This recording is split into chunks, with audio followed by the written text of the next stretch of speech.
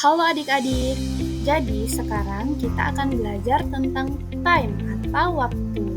Nah, hari ini kita akan belajar membaca jam dengan benar ke dalam bahasa Inggris. Nah, sebelum kita belajar, ada baiknya kita berdoa terlebih dahulu agar kita belajar bisa tertanam di dalam hati dan pikiran kita. Berdoa dimulai. Berdoa selesai. Nah, baik, di sini ada istilah yang sering muncul dalam time. Yang pertama, longhand. Longhand berarti jarum panjang. Yang kedua, shorthand. Shorthand berarti jarum pendek. Yang ketiga, secondhand, yang berarti jarum detik. Kemudian kita lihat di bawahnya. Ada istilah AM. AM adalah anti-meridian. Ini dimulai dari jam 12 malam sampai jam 12 siang.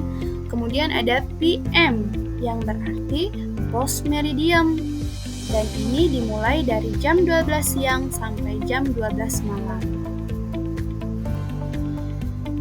Selain istilah tadi, berikutnya ada alarm clock yang berarti jam beker, ada clock yang berarti jam dinding, ada watch yang berarti jam tangan, ada minute yang berarti menit, ada second yang berarti detik, ada o'clock.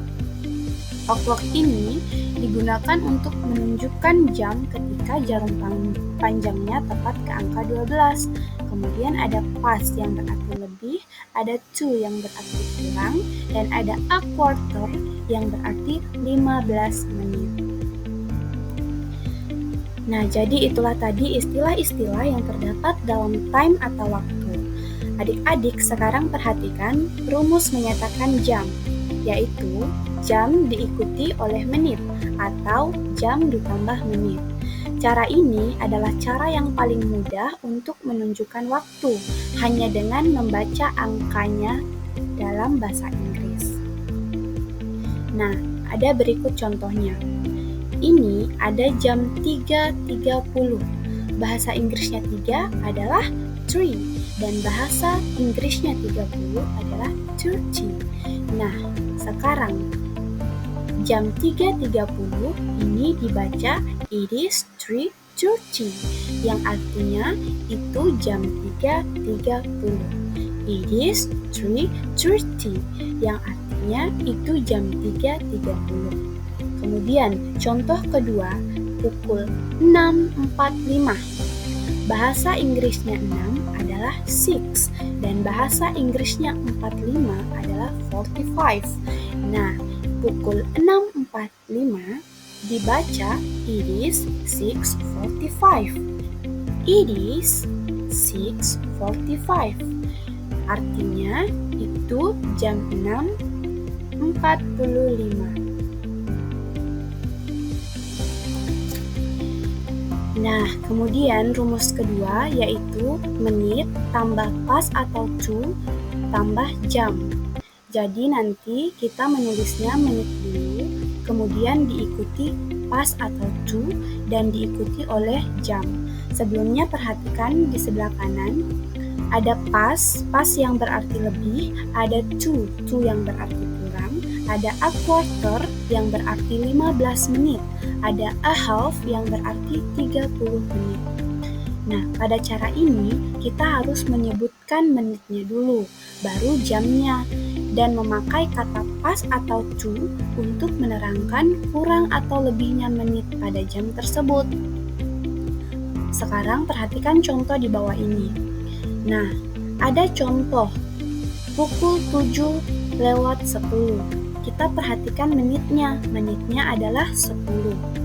Nah, bahasa Inggrisnya 10 adalah 10, maka kita tulis it is 7:10. It is 7:10, yang artinya itu jam 7:10 menit. Kita menggunakan pas karena pas adalah lebihnya 10 menit. Kemudian contoh kedua, pukul 7:55. Kita tulis it is 5:08, yang artinya itu jam 8 kurang 5 menit. Kita menggunakan to karena kurang 5 menit sudah jam 8.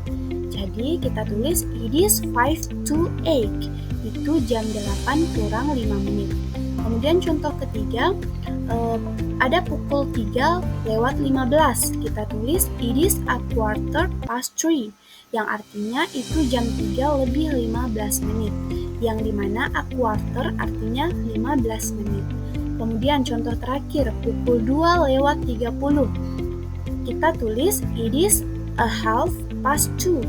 Yang artinya itu jam 2 lebih 30 menit. Kita menggunakan half karena a half itu artinya 30 menit. Oke, selanjutnya yang terakhir ada o'clock untuk menyatakan jam yang tepat. Nah, untuk menyatakan jam yang tepat maka kita gunakan o'clock. Perhatikan contoh di bawah, ada pukul 7.00 atau pukul 7.00 atau jam 7 pas. 7 bahasa Inggrisnya 7. Jadi jam 7 tepat kita tulis it is 7 o'clock. 7 adalah 7 dan diikuti kata o'clock. Jadi artinya jam 7 tepat. Kemudian contoh yang kedua ada pukul 6.00 atau jam 6 pas. Jadi kita tuliskan it is 6 o'clock. 6 adalah 6, o'clock dan diikuti kata o'clock. Kemudian contoh yang terakhir ada pukul 9.00 atau jam 9 pas. Maka ditulis it is 9 o'clock. 9 adalah 9 dan diikuti kata o'clock. Yang artinya itu adalah jam 9 tepat. Nah, adik-adik, agar kalian lebih memahami lagi materi hari ini, coba kalian kerjakan soal berikut. Tulislah keterangan jam di bawah ini menggunakan bahasa Inggris dengan cara rumus yang kedua, yaitu menit ditambah pas atau to dan ditambah jam. Hal ini akan melatih kemampuan kalian di rumah dalam mengucapkan waktu. Selamat belajar!